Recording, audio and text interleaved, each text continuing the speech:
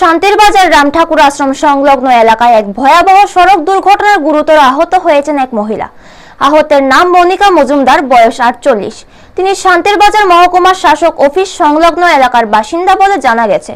প্রত্যক্ষদর্শীদের সূত্রে জানা যায়, দুপুরে মহামনি দিক থেকে একটি দ্রুতগামী বাইক শান্তির বাজারের দিকে আসছিল। ঠিক সেই সময় বিপরীত দিক থেকে আসা একটি টোটোর সঙ্গে বাইকটির মুখোমুখি সংঘর্ষ হয়। সংঘর্ষটি এতটাই জোরালো ছিল যে টোটো আরোহী মনিকা মজুমদার ছিটকে পড়ে মারাত্মকভাবে আহত হন। দুর্ঘটনার পর স্থানীয় লোকজন দ্রুত ঘটনাস্থলে পৌঁছে রক্তাক্ত অবস্থায় আহত মহিলাকে উদ্ধার করে শান্তির বাজার জেলা হাসপাতালে নিয়ে যান। তবে তার শারীরিক অবস্থার অবনতি হওয়ায় প্রাথমিক চিকিৎসার পর চিকিৎসকেরা তাকে উন্নত চিকিৎসার জন্য আগরতলা জিবি হাসপাতালে রেফার করেন। প্রত্যক্ষদর্শীদের দাবি, বাইক ও টোটো উভয়ে অত্যন্ত দ্রুত গতিতে চলছিল। অসাবধানতার কারণেই এই দুর্ঘটনা ঘটে বলে মনে করা হচ্ছে।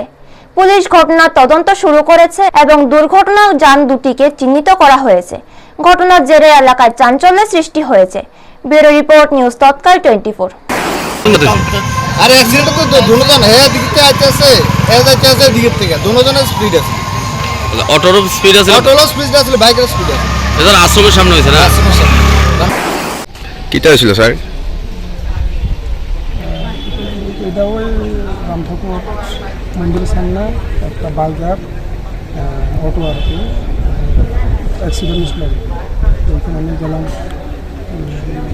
রোগীটা নিয়ে আসছিল হসপিটালে, এখন হসপিটালে আছে।